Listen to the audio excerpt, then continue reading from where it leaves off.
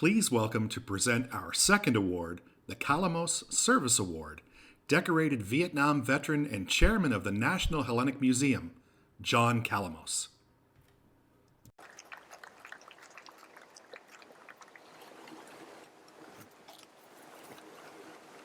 Good afternoon, everybody.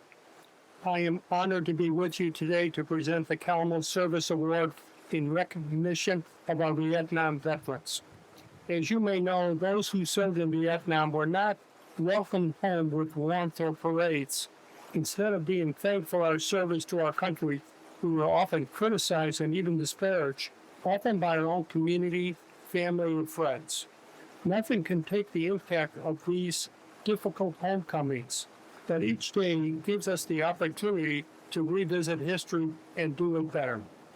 I would like to thank the Orchid Foundation for joining me in the recognition of Vietnam veterans to acknowledge the great sacrifices and bravery of those who served.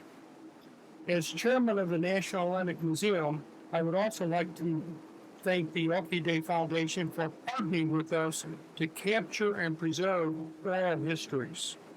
Together, we ensure that our veterans are not forgotten. Their stories will be available to educate and inspire generations to come. Good old stories like that of today's honoree, Harris Pappas.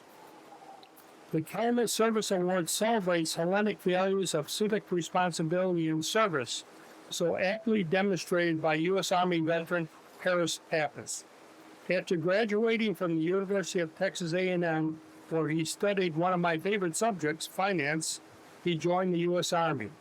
He was commissioned a second lieutenant and served a year in Ireland before turning down an offer to return stateside to Fort McClellan in Alabama, a decision he made because he had friends in Vietnam and adamantly told the Army that was where he wanted to go. He would go on to spend another year in Vietnam. For his incredible bravery during the service, Mr. Pappas received 2 Bronze Stars and 3 Army Commendation Medals. After retiring from the military, Harris, along with his brothers, founded Pappas Restaurants.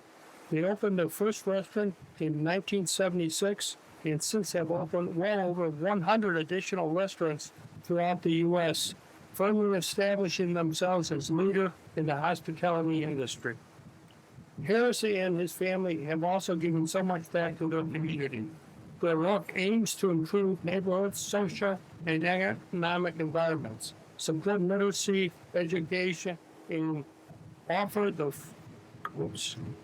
food programs designed with the admirable goal of continuing to reduce the hunger in the U.S.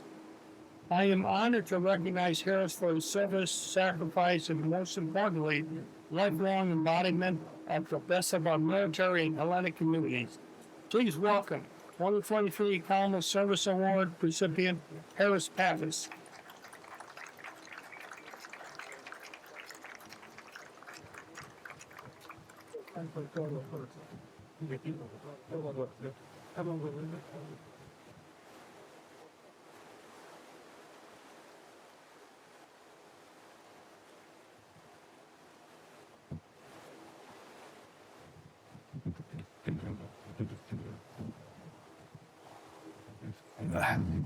I served in the Army for almost 3 years. When you're young, you're 18 years old, you want to see the world. And a good friend of mine, who I'll talk about, and myself decided we're going to see the world. We're going to go to almost every country in the world and then go to it and make some money. His name was Jim Dimmick. Jim and I were at A&M together. The last month at A&M, Jim happened with 4 other men, haze a freshman. You haze a freshman, you pay the consequences. All 5 were asked whether they hazed this young man. 4 denied and 1 said he did.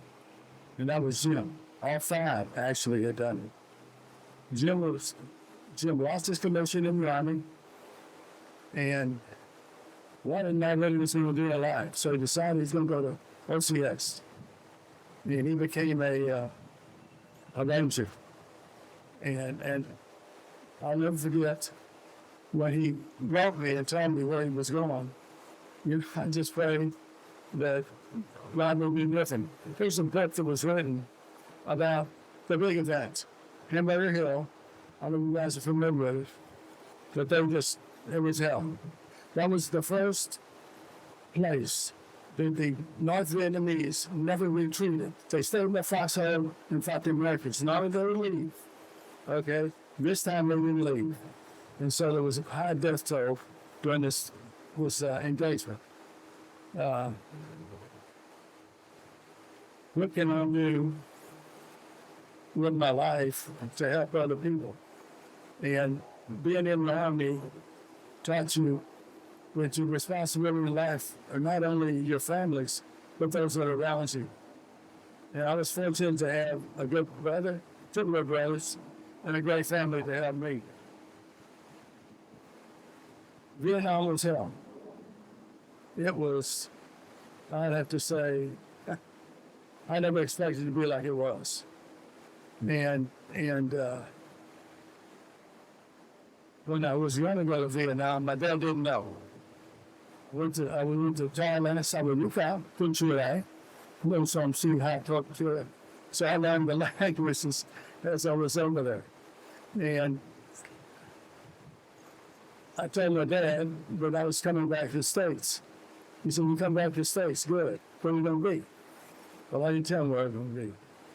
I ended up volunteering for Vietnam. Too many of my brothers were over there. And when I felt like, I'm going to leave them out unless I come over and see what's going on. So I went over there. My father tried to recruit me back. He had a hold of a congressman in Texas and told him, yes, he's going crazy. He's volunteering for Vietnam. He said, how old is he? 21. Well, Jim, I can't say nothing if he's 21 years old, so I didn't go back. But Vietnam was an experience in my life that changed my life. I had a bicycle, I rode to school, very simple life. And for some reason, life became very complicated once you take on that type of responsibility. I had some great men working for me. I worked for some great people. I was in the 9th Infantry, down in the Mekong Delta.